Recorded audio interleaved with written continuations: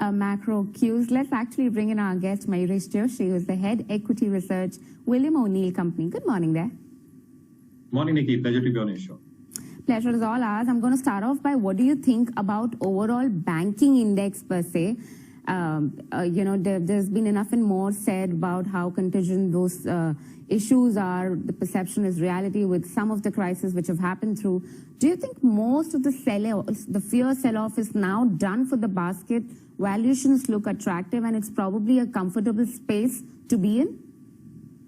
So, Nikki, I think our take is that we've always maintained that the Indian banking system is far diverse in terms of the fundamentals compared to the banks, both in the US and the European zone as well.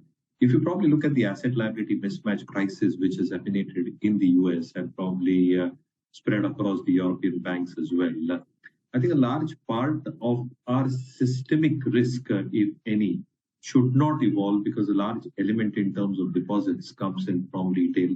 In terms of the advances growth itself and as a component in terms of the overall percentage of assets that banks hold in government securities, yes, there might be a little bit of a hit as far as the HDF portfolio is concerned, the way the yields have moved at this juncture. So treasury losses might come through, but it is not clearly a case of asset liability mismatch as far as our banks are concerned. Having said that, we just released a global report on the US banks yesterday, and our own sense is that the delinquency rates that are going higher in auto loans, which is a small component of the US banking system, the commercial backed mortgages, which have substantially increased over the past few quarters, might be at risk if there is a soft landing or a hard landing as well in the US markets. The credit loan defaults, which can start coming through, can have a cascading effect, which can continue for earnings for US banks. So there might be some respite as far as the overall universal banking system and specifically the American banking system is concerned. But the pain might persist in terms of earnings for the next few quarters, and that is where the markets might probably go into a slumber on the US and the European front, reflecting in our market underperformance, or rather a time-wise correction for our markets. So the rising interest rates have hit the overall commercial real estate sector hard, at least when it comes to the US. And even if you talk about the markets right now, the Indian equity markets, do you think the same trend is expected to play even for real estate sector here? It's been an underperformer since the start of the year. A little bit of momentum probably started building in, but overall, how do you look at the space? Might come under pressure, Nikki, and as you rightly pointed out, with rising interest rates, obviously with the rate hike that the Fed has done, with the core inflation still remaining about 6% in the Indian context, a 25 bips hike by the RBI is something that the street probably expects as a consensus. Having said that, with that hike coming through, more pass-throughs will probably happen, which means a lot of fence-sitters are already looking at elevated interest rate obligations on their existing mortgages, and fresh mortgage takers will probably be on the back foot. That is very clearly getting indicated in terms of the inventory built up. The unsold inventory has shot up beyond 7.5 lakh units for the system as a whole, and might inch higher as we move forward. This is also got reflected in lower sales or new launches that has come through, and therefore the new sales velocity will also start coming down, with also elevated competition coming in tier 1, tier 2 cities from unlisted players, specifically in the redevelopment space in general. There have been a few outliers, Nikki, as we say this, the launches that DLF has done and the record sales that they've managed to do has been some kind of an exception. But generally, I think these pain points might persist in reflected numbers, at least for the next couple of quarters, which might lead to underperformance for the sectors. All right, clearly the kind of collection and the pre-launches that we've seen for at least some of them remain to be interesting one, if I may so say. Not sure about how the valuations, of course, are stacking up, but let's actually also discuss about the entire hotel segment, right? The commentary from the hospitality majors remain bullish, but investors seem to be, a little cautious of overpaying for hotel shares right now.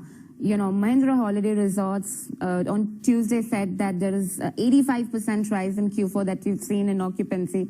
How are you looking at the overall space?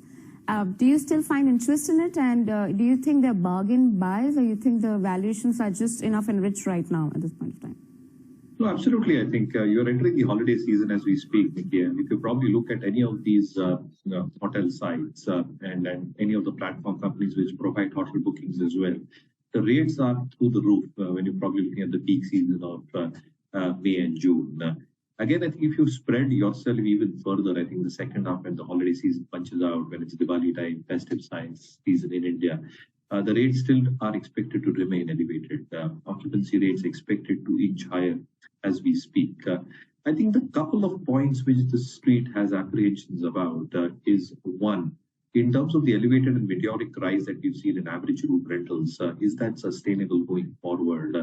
In case we have a global slowdown coming through, and that probably plays down in terms of our own Indian ecosystem as well, including the fears of El Nino as well.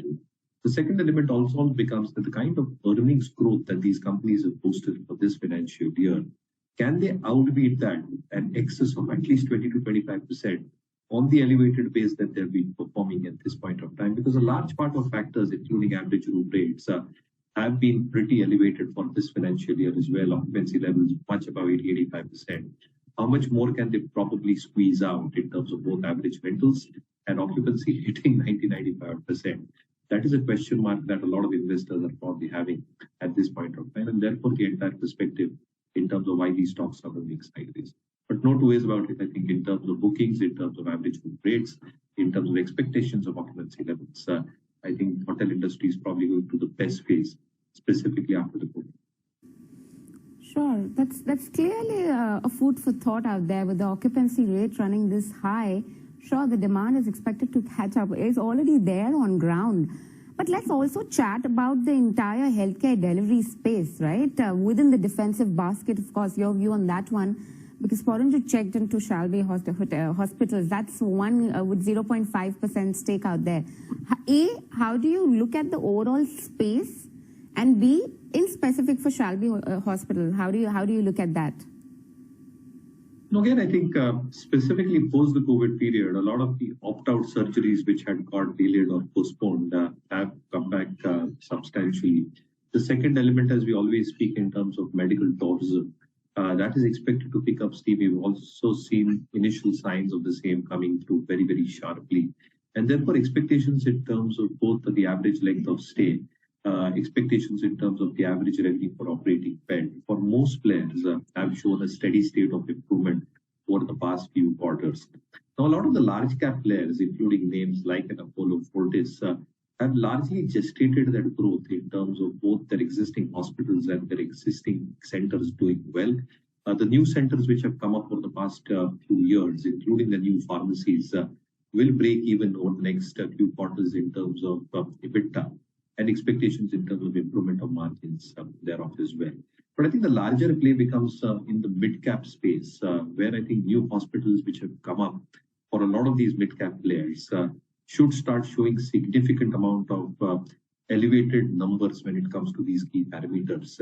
And as these numbers improve, the overall performance for this mid-cap hospital space can have a significant traction as we speak. And therefore, I think this mid-cap hospital space looks very interesting, Nikki, at this juncture. So, Mayuresh, within the mid-cap hospital space, what do you like? If you can pick and choose in the pecking order, as per how would you suggest the names within the space? So healthcare global is something that comes to mind. You've obviously got Medanta, which obviously also comes to mind as well. I think a couple of these stocks can do well because the kind of niche therapies that they operate out of are extremely critical in terms of the lifestyle diseases that an economy like India is expected to probably see or witness. And that has been a historical trend going by trends in the past as well, in the Western economies as well. The new centers have started performing well. And as they inch closer to break-even, the overall return on capital employed should be substantially higher for a few of these names within the mid-cap. All right, within the mid-cap space, I beg your pardon, what did you say your preference was, Mayuresh, if I couldn't catch that? So healthcare global is one stock that you can probably have a look, but it needs to catch up on some price trend as we go. All right, Mayuresh, we'll leave it at that. Thank you so much for taking out the time and speaking to us this morning. Thank you so much.